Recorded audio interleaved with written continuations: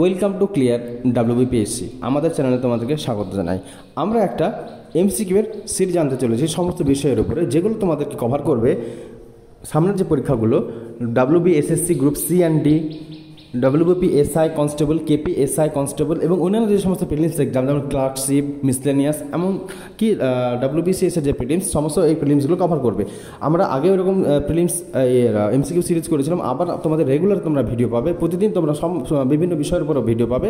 তো চলো কথা না বাড়িয়ে শুরু করবো আজকের খুবই গুরুত্বপূর্ণ 10টি প্রশ্ন ইতিহাস থেকে। এবং আমাদের যে চ্যানেলে যদি নতুন হও তাহলে অবশ্যই সাবস্ক্রাইব করে পাশে থাকা বেল আইকনটি প্রেস করে নেবে এবং চ্যানেলে গিয়ে আমাদের যে বিভিন্ন ভিডিওগুলো আছে স্টাডি রিলেটেড এবং কারেন্ট ইস্যু রিলেটেড যে সমস্ত ভিডিও আছে সেগুলো তোমরা দেখে নিতে পারো। এবং তোমরা চাইলে আমাদের টেলিগ্রামের যে লিঙ্ক সেখানে তোমরা জয়েন করে নিতে পারো, ডিসক্রিপশন বক্সে তার লিঙ্ক দেওয়া থাকবে। চলো শুরু করি আজকের এই ভিডিও। প্রথম প্রশ্ন, মুঘল সাম্রাজ্যের প্রতিষ্ঠাতা কে ছিলেন? Option A Akbar, B Babur, তারপরে হুমায়ুন, তারপরে শাহজাহান। তাহলে এটার অপশান তোমরা কি হয়ে যাবে বলো? এটার উত্তরটা হয়ে যাবে দেখো বাবর। প্রথমে মুঘল সম্রাট ছিলেন বাবর, তারপরে হয়েছিলেন হুমায়ুন, তারপরে হয়েছিলেন আকবর, তারপরে হয়েছিলেন শাহজাহান। বাবার হইল আবার জ্বর, ওই যে সূত্রটা তোমরা ছোটোবেলাতে পড়েছো সেইটা ঠিক।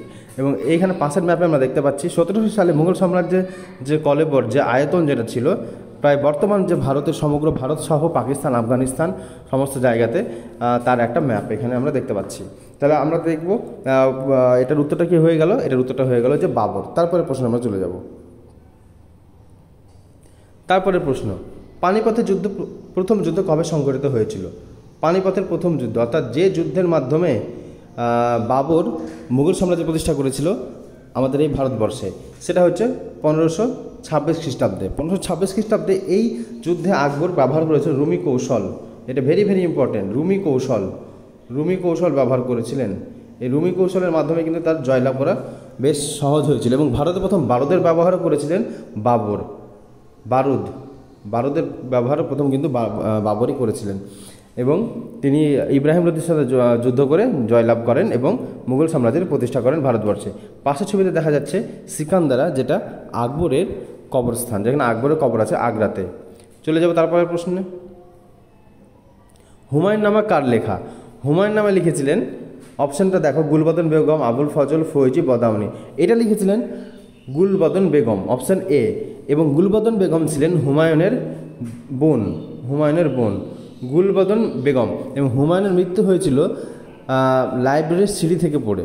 প্রশ্ন এটা আসে অনেক সময় যে লাইব্রেরির সিঁড়ি থেকে পড়ে গিয়ে কোন মুঘল সম্রাটের মৃত্যু হয়, তখন উত্তরটা হয়ে যাবে কিন্তু হুমায়ুন। তাহলে বুঝতে পারলে? চলে যাব আমরা তার পরের প্রশ্নে। আকবর কত সালে দ্বিতীয় পানিপথের যুদ্ধে জয়লাভ করেন? আকবরের অপশানগুলো দেখে নিই চলো। 1556, 60, 70, 82। এটা হয়ে যাবে উত্তরটা 1556 সালে।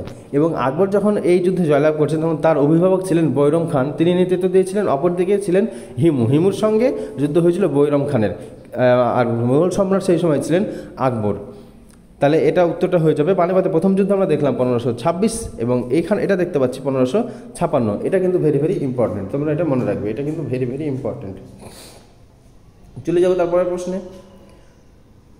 আকবরের রাজকীয় ঐতিহাসিক কে ছিলেন? অপশনগুলো দেখো, সবগুলো কিন্তু আকবরের সভাতে কিন্তু ছিলেন, নবরত্ন হিসেবে কিন্তু ছিলেন বীরবল, আবুল ফজল, তানসেন, রাজা মানসিং। এটা হয়ে যাবে, উত্তরটা হয়ে যাবে বীরবল। বীরবলকে আকবর কিন্তু ফতেপুর সিক্রি তার বাস করার জন্য একটা সুরম্য বাড়ি, প্রাসাদের মতো করে দিয়েছিলেন। যদি তোমরা কেউ ফতেপুর সিক্রি গিয়ে থাকো তাহলে সেটা দেখবে। ওই ফতেপুর সিক্রি কমপ্লেক্সের মধ্যে কিন্তু বীরবল থাকতেন। বীরবলের আসল নাম ছিল মহেশ দাস। তানসেন তোমরা জানো একজন বিখ্যাত সঙ্গীতজ্ঞ, গোয়ালিয়রে তার বাড়ি ছিল। এবং রাজা মানসিংহ ছিলেন কিন্তু একজন বিখ্যাত মনসবদার তিনি হয়েছিলেন। এবং তিনি আকবরের আত্মীয়, বৈবাহিক সম্পর্কে আত্মীয় হয়েছিল এবং পরবর্তীকালে তিনি আকবরের বিভিন্ন জায়গাতে যে সুবেদার হিসেবে কাজ করেছেন এবং তিনি বিভিন্ন যুদ্ধের নেতৃত্ব দিয়ে আকবরকে জয়লাভ করেছিলেন। এবং তিনি একজন ছিলেন রাজপুত, রাজা মানসিংহ ছিলেন একজন রাজপুত। তারপরে প্রশ্ন আমরা চলে যাব, তাজমহল কোথায় অবস্থিত? Option A Agra, Delhi, Lahore, Fatehpur Sikri. দেখো অপশানগুলোর মধ্যে লাহোর যেহেতু পাকিস্তানে, এটা আমরা পুরোপুরিভাবে এলিমিনেট করতে পারবো, বাদ দিতে পারবো, কিন্তু অনেকেই কিন্তু ওরা কনফিউশন করে ফেলো যে আগ্রা এবং দিল্লি, ফতেপুর সিক্রি তিনটের মধ্যেই, বিশেষ করে আগ্রা দিল্লির মধ্যে। এটা কিন্তু উত্তরটা হয়ে যাবে আগ্রাতে। তাজমহল কিন্তু দিল্লিতে অবস্থিত নয়, তাজমহলটা কিন্তু আগ্রাতে অবস্থিত এবং সেটা উত্তরপ্রদেশেই। এবং আগ্রা থেকে কিছুটা দূরে, অর্থাৎ 25-26 কিলোমিটার দূরে যেখানে আকবর রাজত্ব করতেন, মানে যেখান থেকে তিনি থাকতেন, সেটা ছিল ফতেপুর সিক্রি। কিন্তু ফতেপুর সিক্রিতেও কিন্তু তাজমহল অবস্থিত নয়, আর তাজমহল আগ্রাতে অবস্থিত। এটা গুলিয়ে ফেলবে না, অনেকে কিন্তু গুলিয়ে ফেলে যে এটা বলে যে না এটা দিল্লিতে অবস্থিত, কিন্তু তা কিন্তু নয়। চলে যাব তারপরের প্রশ্নে। জাহাঙ্গীরের সময় কোন দূত তার দরবারে এসেছিলেন? Sir Thomas Roe, William Hawkins, John Child, Robert Clive. এখানে রবার্ট ক্লাইভের নাম শুনে বুঝতে পারছি রবার্ট ক্লাইভ কিন্তু নেতৃত্ব দিয়েছিল পলাশি যুদ্ধে। ব্যাটেল অফ পলাশি 1757 সালে পলাশি যুদ্ধের ইংরেজদের সেনাপতি ছিল, মানে সেনাপতি বলা যাবে না, সেনাপতি মানে প্রধান নেতৃত্ব দিয়েছিল, এবং তিনি গভর্নর ছিলেন কলকাতার। লর্ড ক্লাইভ বা রবার্ট ক্লাইভ। এটার উত্তরটা করে দেবে তোমরা স্যার টমাস রো। এটা স্যার টমাস রো, এই অপশানটা তোমরা করে দেবে। উইলিয়াম হকিংস এবং টমাস রো, এই দুটো যদি তোমরা অপশানে পাও, এরা দুজনে কিন্তু এর দরবারে এসেছিল, মানে এই জাহাঙ্গীরের দরবারে দুজন এসেছিলেন, টমাস রো এবং উইলিয়াম হকিংস। কিন্তু উইলিয়াম হকিংস আগে এসেছিল, কিন্তু কোনো মানে সুবিধা করতে পারেনি, অর্থাৎ তিনি যে সুবিধা সেটা করতে পারেননি। কিন্তু টমাস রো কিন্তু সুবিধা করেছিলেন এবং সুরাটে বাণিজ্য কুঠি যে স্থাপনের যে অনুমতি সেটা কিন্তু নিয়েছিলেন। তো দুটোই অপশান হতে পারে। তো এখানে আমি টমাস রো বা হকিংসের মধ্যে, যেহেতু তিনি করতে পেরেছিলেন, অর্থাৎ অনুমতি প্রাপ্ত হয়েছিলেন, তো তোমরা টমাস রো করতে পারো, বা এটা করা যায়। টমাস রো আমি কিন্তু দেখলাম যে অনেক জায়গাতে এখানে টমাস রোই এটা দেখাচ্ছে, দুজনে কিন্তু এসেছিলো। যাই হোক, এই প্রশ্নটা তোমরা এলিমিনেট করতে পারো। এখানে হয়তো অপশানটা দুটো একসাথে পড়ে গেছে, তাই কিন্তু হয়তো প্রশ্ন যদি আসে তাহলে হয়তো তোমরা এটা মনে রাখো যে দুজনই কিন্তু এসেছিলো, একজন 1608 সালে এবং একজন 1615 সালে। এটা দুটোই কিন্তু অপশান উত্তর হবে। তারপরে দেখো, औरंगजेबের মৃত্যুর পরে মুঘল সাম্রাজ্যের পতন কবে শুরু হয়? অর্থাৎ औरंगजेब মৃত্যুবরণ করেন 1707 সালে এবং তার যে কবরস্থান সেটা আছে औरंगाबादে, বর্তমানে সেটা মহারাষ্ট্রে, শম্ভুজিনগর সেটার নাম।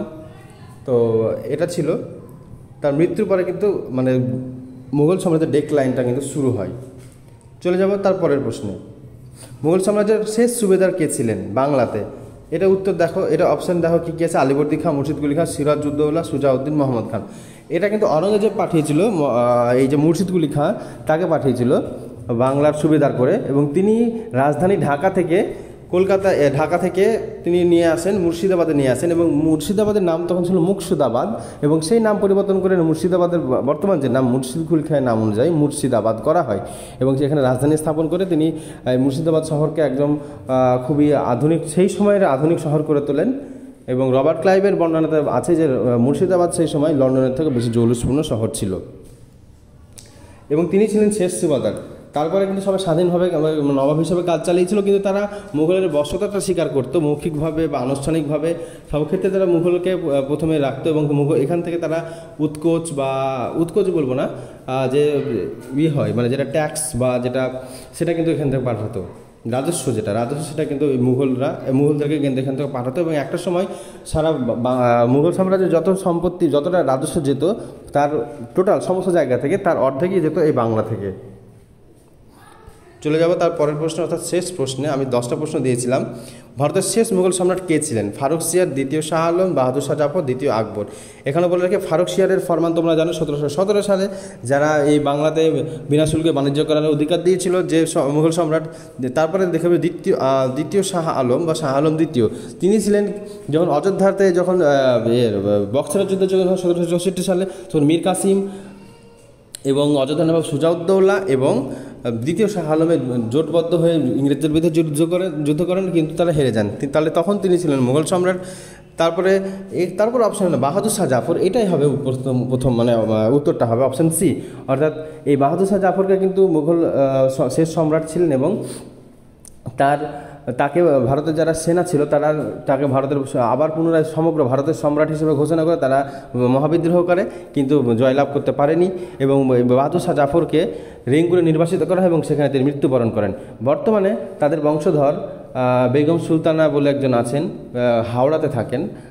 বাহাদুর শাহ জাফরের গ্রেট গ্রেট গ্রেট গ্রেট গ্র্যান্ডসনের তিনি স্ত্রী, এবং তিনি বিভিন্ন সুপ্রিম কোর্টে কেস লড়ে বিভিন্ন কেস জিতেছেন এবং তাকে মুঘলদের বংশধর হিসাবে মেনে নেওয়া হয়েছে এবং তাকে পেনশন দেওয়া হয়। কিন্তু তার অবস্থা সেই তিমিরেই যাকে বলা হয় বস্তিতে তিনি বাস করেন। সেসব নিয়ে পরবর্তীকালে হয়তো কোনো দিন কোনো একটা ভিডিও করবো যে শেষ মুঘল সম্রাট শেষ মুঘল প্রিন্সের কী অবস্থা সেসব নিয়ে। তো যাই হোক, তোমাদের এই প্রশ্নগুলো কিন্তু খুবই গুরুত্বপূর্ণ। হ্যাঁ, তোমরা বিভিন্ন পরীক্ষার জন্য এটা প্রস্তুতির হিসাবে তোমরা এই প্রশ্নগুলো প্র্যাকটিস করতে পারো। আবার সামনে আবারও এমসিকিউ আসছে, এরকম এমসিকিউ তোমরা রেগুলার পেতে থাকবে। তোমরা এগুলো কিন্তু তোমাদের গ্রুপ সি ডির জন্য খুবই কাজে লাগবে। তো চলো কথা এখানে শেষ করছি, আজকের জন্য এতটুকুই। ধন্যবাদ।